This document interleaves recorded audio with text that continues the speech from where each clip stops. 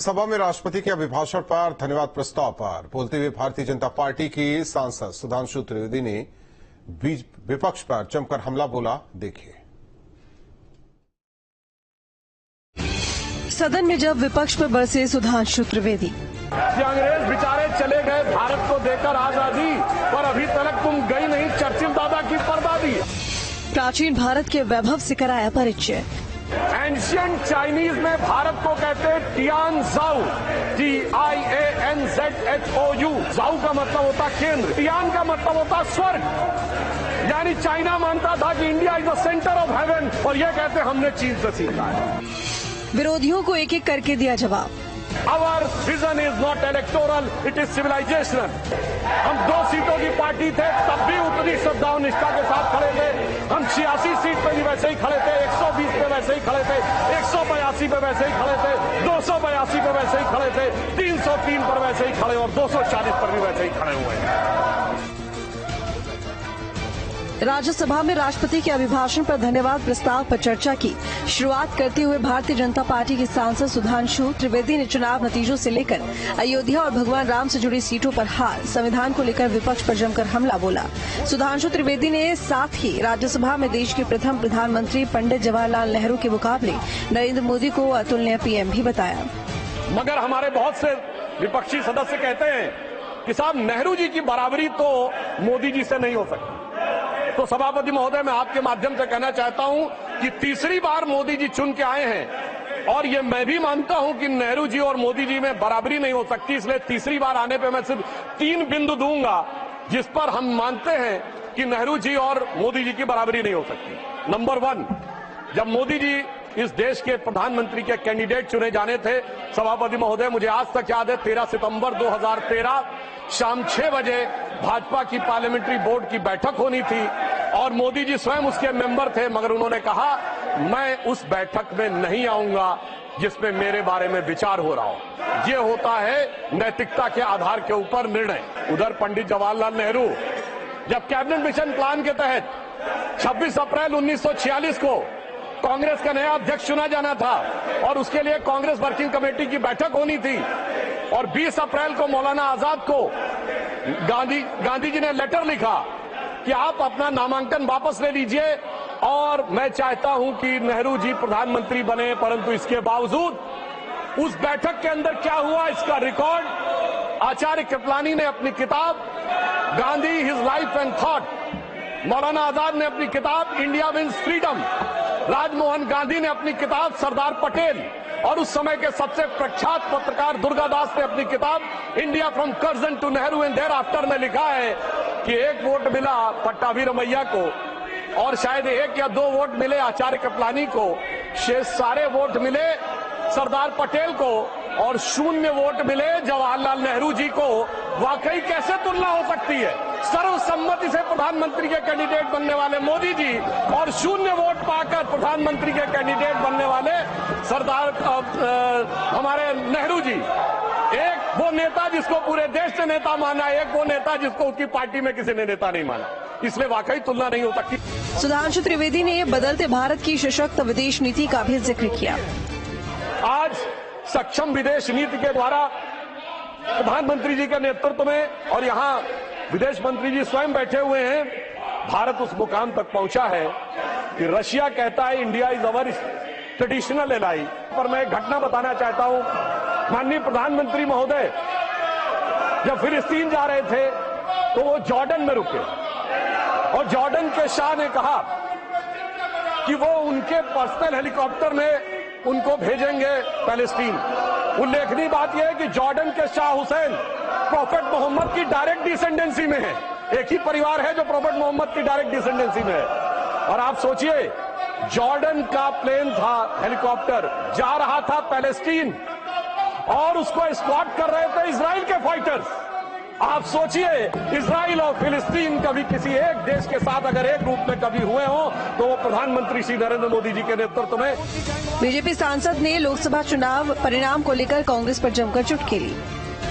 सामान्यतः चुनाव होते हैं, चुनाव परिणाम के दिन एक पार्टी के कार्यालय में मिठाई बंटती है, धूम धड़ाका होता है, दिवाली होती है, और दूसरे की जगह गलियारे खाली नजर आते हैं। मगर ये चुनाव एक ऐसे चुनाव थे महोदय जहां दोनों जगह मिठाई बंट रही थी, दोनों जगह पटाखे छूट रहे थे, भाजपा कार्यालय में भी और कांग्रेस कार्यालय में भी। ऐसा क्यों हो रहा था? हमें तो स्पष्ट बहुमत मिला, लगातार तीसरी बार सरकार बनाई, मगर वहां पर तालियां क्यों बज रही थी महोदय? मैं याद दिलाना चाहता हूं, जो थर्ड अटेम्प्ट में 3 डिजिट की संख्या नहीं प्राप्त कर पाए, चुनाव के बाद उनके चेहरे की चमक देखिए, उनकी आवाज की खनक देखिए, उनके जलवे में धमक देखिए। ऐसा लगता है कि जैसे उन्होंने बहुत बड़ी उपलब्धि हासिल कर ली हो। उसका कारण यह है महोदय कि एक बच्चा होता है जो टॉपर होता है, जिसे डिस्टिंक्शन मार्क्स मिलने थे, वो फर्स्ट डिवीजन मार्क्स पाए तो उसके चेहरे पे वो खुशी नहीं होती है, और धड़ाधड़ फेल होने वाला बच्चा ग्रेस मार्क्स पाके अगर थर्ड डिवीजन पास हो जाए तो उसके चेहरे में बहुत खुशी होती है। राहुल गांधी और विपक्ष के संविधान खतरे में है वाले मुद्दे की भी सुधांशु त्रिवेदी ने सदन में हवा निकाल दी।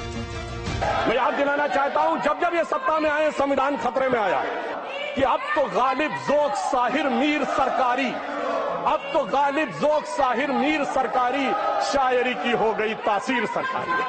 सभापति महोदय, सितंबर 1934 में नाजी पार्टी का न्यूरमबर्ग में कन्वेंशन हुआ, जिसमें नाजियों की बड़ी प्रसिद्ध film Triumph of the will का मंचन हुआ, और उस मंचन के बाद हिटलर के राइट हैंड आदमी रुडोल्फ हेस ने नारा लगवाया था, Hitler is Germany and Germany is Hitler. और ठीक वही नारा 1976 में कांग्रेस के देवकांत बरुआ जो राष्ट्रीय अध्यक्ष उन्होंने लगाया, India is Indira and Indira is India. उन्होंने कांग्रेस की दोहरे रवैये वाली राजनीति पर भी जमकर हमला बोला। मैं एक विषय और कहना चाहूंगा, इस चुनाव में चुनावी प्रक्रिया को लेकर जिस प्रकार के आक्षेप आरोप लगाए गए, आज मैं अपेक्षा करूंगा कि कांग्रेस पार्टी के वरिष्ठ नेता इस बात के लिए माफी मांगे कि उन्होंने विदेश की धरती पर जा कहा था कि democracy in India has finished. उन्होंने ये कहा था कि जुडिशियल प्रोसेस समाप्त हो गया है। अब उसी डेमोक्रेसी के चलते हुए आपकी अनेक सरकारें बनी हैं और आप अपने को हार के भी जीत की बात कह रहे हैं। इसका अर्थ ये हो गया बहुत स्पष्ट रूप से कि अपने राजनीतिक नफे नुकसान के तराजू पर तौलकर आप देश की गरिमा को गिराने का प्रयास भविष्य में न करें। सभापति महोदय, मैं आपसे कहना चाहता हूं, भारत का ये चुनाव भारत के इतिहास का इकलौता चुनाव था जब विदेश में बैठे हुए किसी धन कुबेर ने यह कहा हो कि वो $1 बिलियन खर्च करेगा मोदी जी की सरकार को हटाने के लिए। यह चुनाव भारत के इतिहास का इकलौता चुनाव था जब चुनाव भारत में हो रहा था और कांग्रेस के नेता आर्टिकल विदेश के अखबारों में लिख रहे थे। शशि थरूर जी ने बांग्लादेश के अखबार डेली स्टार में आर्टिकल लिखा, Modi has to go.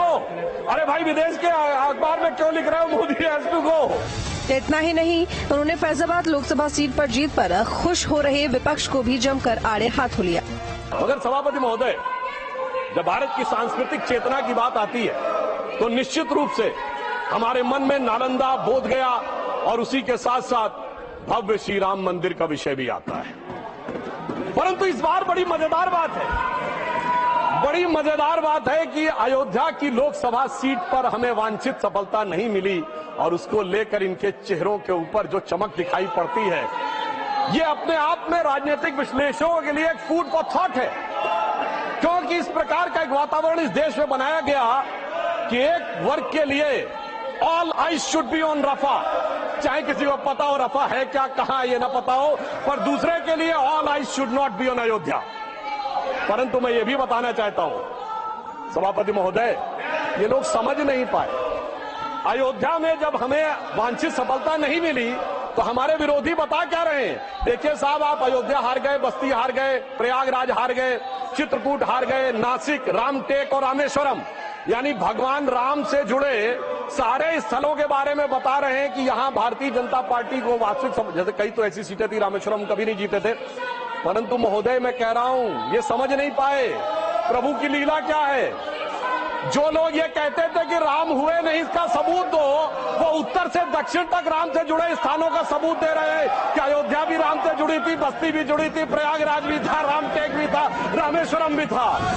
Sudhanshu Trivedi ने नीट मुद्दे पर भी खुलकर सदन में अपनी राय रखी। और नीट के विषय में भी एक बात कहना चाहता हूं सभापति महोदय। नीट को लेकर हमारी सरकार पूरी तरह संवेदनशील भी है और सतर्क भी है। हमारे शिक्षा मंत्री जी ने कहा किसी एक भी बच्चे के साथ अन्याय नहीं होने देंगे। मगर मैं इनसे पूछना चाहता हूं, जब एनटीए के चीफ को हटा दिया गया, जांच कॉन्स्टिट्यूट हो गई, मामला सर्वोच्च न्यायालय में विचाराधीन है, तो ये क्या अपने को सर्वोच्च न्यायालय के विजडम से ऊपर समझते हैं? कुल मिलाकर सुधांशु त्रिवेदी ने सदन में शानदार बोले और विपक्ष को जमकर धोया। होकर स्वतंत्र मैंने कब चाहा मैं कर लूं जग को गुलाम, मैंने तो सदा सिखाया है करना अपने मन को गुलाम। गोपाल राम के नामों पर कब मैंने अत्याचार किया, कब दुनिया को हिंदू करने घर घर में नरसंहार किया। कोई बतलाए काबुल में जाकर कितनी मस्जिद तोड़ी। भूभाग नहीं शत मानव के हृदय जीतने का निश्चय, हिंदू तन मन हिंदू जीवन रग रग हिंदू मेरा परिचय। Team news state. पहली बार राज्य मंत्री